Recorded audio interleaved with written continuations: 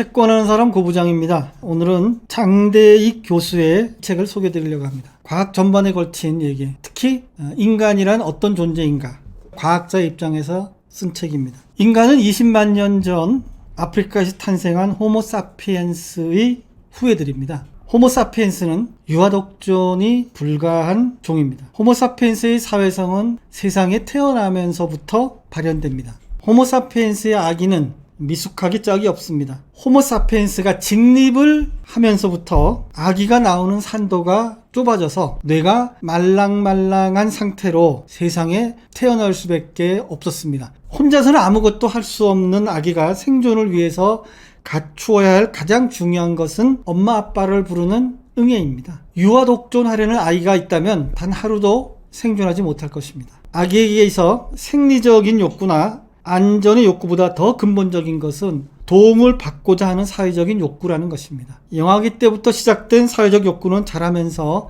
사회적 지능과 사회적 과학학습으로 승화됩니다. 아기는 엄마와 눈을 마주치면서 공동의 주의 집중 훈련에 돌입합니다. 그 다음은 시선이 아니라 손으로 가리키기를 통해 사회성을 기릅니다. 서로의 관심을 일치시키는 법을 배우는 것입니다. 사회적 학습도 인간의 사회성을 드러내는 또 다른 단면입니다. 영아기의 아이들은 아빠와 엄마의 행동을 그대로 따라합니다. 모방은 사회적 학습의 대표적인 형태입니다. 평생에 걸쳐 이런 사회적 학습이 지속됩니다. 한 개인의 인생사에서 사회성이 어떻게 발현되는가도 중요하지만 그런 사회성의 집합체가 인류에게 무엇을 가져다 주었는지는 더 큰 화두입니다. 최근 들어 다수의 영장류 학자들이 인간의 독특성이 탁월한 지성의 사회적 측면에 있다고 주장하고 있습니다. 즉 유일하게 호모사피엔스만이 꼽히는 문명이 사회성의 산물이라는 것입니다. 장대익은 이런 인간의 사회성을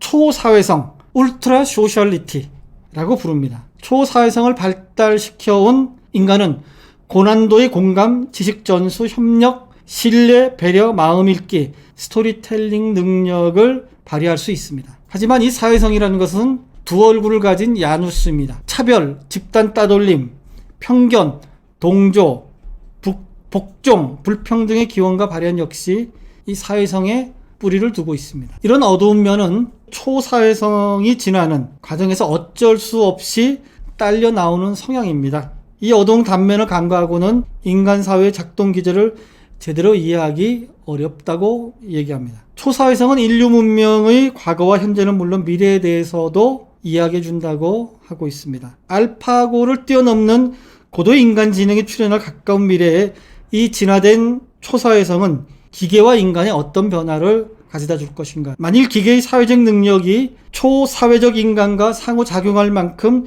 충분히 진화한다면 인간과 로봇의 공존은 더 이상 선택의 문제가 아닐 수도 있다는 것입니다. 인류는 초사회성을 바탕으로 문명을 만들었고 문명은 인공지능을 만들었습니다. 인공지능을 만드는 힘도 초사회적 능력입니다. 하지만 인간을 지구의 정복자로 만든 바로 그 힘 때문에 우리는 지금 인공지능 앞에서 당혹스러워하고 있습니다. 과연 호모사피엔스의 미래는 어떻게 될까요? 남이 하는 행동을 보기만 해도 내가 직접 그 행동을 할 때 뇌에서 벌어지는 것처럼 내 뇌에서 나타나는 것은 거울신경세포 때문입니다. 뇌에서 자동적으로 작동하는 공감회로라고 할 수 있습니다. 거울신경세포는 타인을 직접 보지 못하는 상황에서도 공감할 수 있는 능력을 우리에게 주고 있습니다. 인간은 자동으로 공감하는 것 외에도 다른 사람의 생각을 추론해 공감할 만큼 진화해 왔습니다. 추론은 정서에 비해 인지 부담이 훨씬 더 큰 작용입니다. 다른 사람의 입장에서 생각해 보는 것,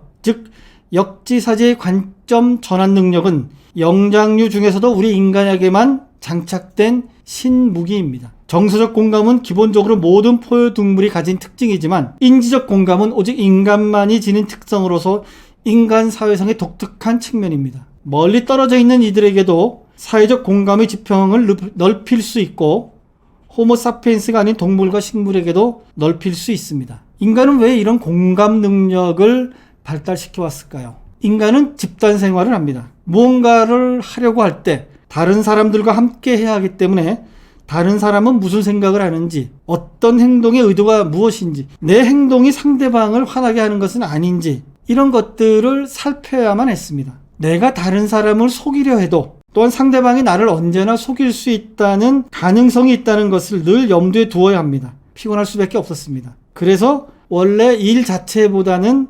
인간관계가 훨씬 더 피곤한 법입니다. 이런 점에서 거울신경세포계의 작동과 역지사지의 추론 능력은 사회의 복잡한 문제를 해결하게 진화된 인간의 인지적응 기제라고 할 수 있습니다. 이 개나 고양이, 호모 사피엔스와 가까운 침팬지, 보노보, 오랑우탕의 눈과 인간의 눈의 가장 큰 차이점은 무엇일까요?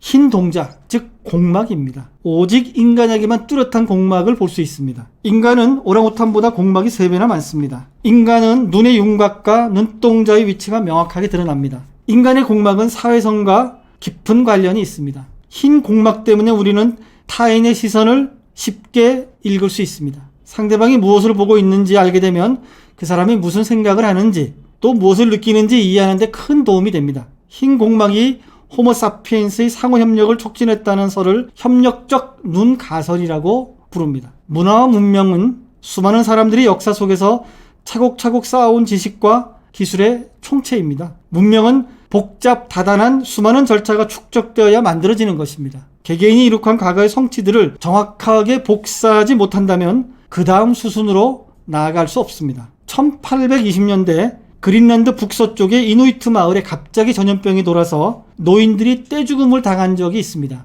그런데 그 마을에는 사람이 죽으면 그 사람이 만든 물건까지 같이 묻는 풍습이 있었습니다. 그래서 기술과 지식을 가졌던 노인들과 함께 그들이 만들었던 도구들이 불시에 사라지게 됐습니다. 죽었던 노인들이 만들었던 카누, 카약, 작살, 화살 이런 것들의 제작을 알고 있는 사람이 남아있지 않았던 겁니다. 그래서 남은 이누이트 마을의 사람들에게는 생존에 크나큰 위협이 닥쳤고 더 나아갔으면 마을 전체가 절멸할 수 있는 커다란 위험이 생겼습니다. 그 후로 40년이 지나서 다른 섬으로부터 이누이트족들이 들어오면서 비로소 예전에 그들의 선조가 가졌던 기술을 다시 쓸 수 있게 됐습니다. 이처럼 어느 순간 지식을 잃어버리고 중요한 연결고리가 끊어진다면 인간은 다시 예전으로 돌아갈 수도 있습니다. 지식이 전수되지 않는다면 문명은 붕괴될 수도 있습니다. 따라서 우리는 사회적 학습을 계속해야 합니다. 호모사피엔스가 침팬지와 다른 길을 걸었던 것은 남으로부터 지식과 지혜를 끊임없이 전수받았기 때문입니다. 다른 포유동물과 비교했을 때 인간에게만 있는 독특한 점은 갓난아기가 너무 무력하다는 것입니다. 갓난아기가 할 수 있는 것이라고는 고개를 겨우 겨누고 아장아장 걷는 정도입니다. 이 갓난아기에 가장 필요한 것은 무엇일까요? 자신을 돌봐줄 사람일 것입니다. 호모사피엔스의 역사에서 종교가 차지해온 위치는 아주 독특합니다. 종교를 받아들이지 않는 과학자라도 인류가 종교적 세계관으로부터 자유롭지 못한 이유를 과학적으로 설명하려는 시도는 할 수 있고 또 해야 합니다. 특정 종교의 신자 입장에서가 아니라 외계인의 관점에서 객관적으로 관찰해 본다면 종교는 인류의 보편적인 현상으로 보일 가능성이 큽니다. 사회생물학자 에드워드 윌슨은 진화론의 관점에서 종교를 이해할 수 있다는 가능성을 처음으로 제시한 학자입니다. 윌슨은 종교가 불확실한 상황에서 의사결정의 부담을 줄여주고 사후의 두려움을 덜어주고 위계 사회에서 처신을 잘하도록 해준다고 합니다. 다시 말해서 종교를 가지는 것이 생존과 번식에 더 유용했다는 것입니다. 고통에 대해서도 이렇게 얘기하고 있습니다. 고통이 없으면 좋겠다고 생각할지 모르지만 고통은 생존력을 높이는 가장 기본적인 적응 기제다. 그리고 이것은 자연이 인간에게 준 복이다.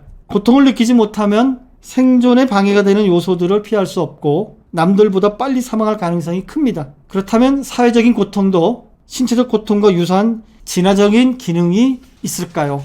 포유류 새끼를 어미와 떼어 놓으면 분리고통 울음소리를 냅니다. 이 소리를 들은 어미는 새끼에게 다가가 정성껏 돌봅니다. 만일 어미와 분리되었는데도 새끼가 울음소리를 내지 않는다면 새끼의 운명은 불보듯 뻔합니다. 분리고통은 목숨을 보존해주는 생명줄이나 마찬가지입니다. 외로움도 일종의 고통입니다. 외로움도 심하게 느끼면 고통을 이기지 못해 자살로 이어지기도 합니다. 적당한 외로움은 생존과 번식에 도움이 되지만 타인과의 관계에 문제가 생기거나 자신의 사회적 연결망에 구멍이 뚫렸는데도 외로움을 느끼지 못한다면 사회와 점점 더 멀어져 결국 외톨이가 될 것입니다. 집단 생활을 하는 영장류에게 외톨이는 곧 죽음을 의미합니다. 외로움을 느끼지 않는 사람이 있다면 그 사람이 비정상적인 사람입니다. 신체적 고통과 사회적 고통은 어떤 관계가 있을까요? 뇌는 이 두 가지를 어떻게 처리할까요? 신체적 사회적 고통이 뇌의 배측전방 대상피질이라는 부위와 관련이 있습니다. 이 부위가 손상된 새끼 다람쥐 원숭이는 분리고통 울음소리를 내지 않습니다. 같은 부위가 손상된 어미쥐는 새끼쥐를 돌보지 않습니다. 신체적 고통과 사회적 고통을 느끼는 부위가 같기 때문에 사회적으로 고통을 받았을 때에도 진통제를 복용하면 고통이 줄어들고 스트레스가 줄어든다고 합니다. 학교에서 왕따를 당하는 아이들이 또래의 아이들에 비해 자살할 확률은 4배나 높다고 합니다. 집단 따돌림은 피해자를 칼로 찔러 상처를 입히는 것과 똑같은 범죄 행위입니다. 사회적 고통을 유발하는 언어폭력이나 집단 따돌림은 범죄로 취급되어야 마땅하다는 것이 장대익의 주장입니다. 자살 테러범들에 대해서도 언급하고 있습니다.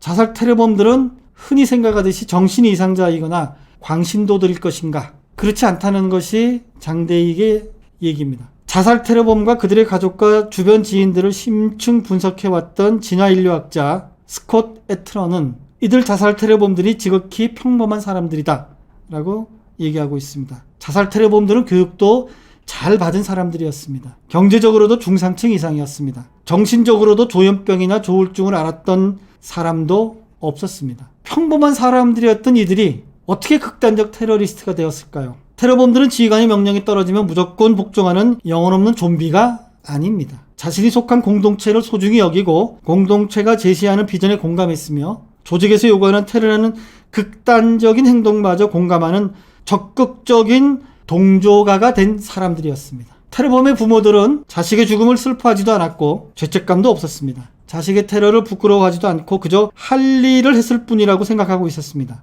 일반적인 부모의 심리로는 설명하기 곤란한 것이죠. 권위에 복종하고 집단에 순응하는 행위는 왜 진화하게 되었을까요? 카리스마를 가진 리더를 따르는 행위는 자신의 포괄 적합도를 높일 수 있고 떡고물도 많이 떨어지기 때문입니다. 권위에 복종하고 집단에 순응하면 그만큼 이득을 보는 사회를 거치면서 인류가 진화해 온 것입니다. 호모사피엔스의 역사는 집단과 집단, 문명과 문명의 충돌의 역사였다고 할 수 있습니다. 늘 전쟁이 있었고 평화는 전쟁과 전쟁 사이 막간이 있었을 뿐입니다. 우리와 그들을 구분하고 그들을 차별했던 역사는 인간에게만 행해졌던 것은 아닙니다. 인간이 다른 동물들에 대해 행했던 것은 인간의 편가르기보다 훨씬 더 심했습니다. 인간이 지나간 자리에는 호랑이가 사라졌고 도시는 장수하늘 소를 몰아냈습니다. 다른 동물종의 입장에서 본다면 호모사피엔스의 역사는 잔혹의 역사였습니다. 이런 인류 역사의 초사회성의 진화라는 이름이 붙이는 것이 과연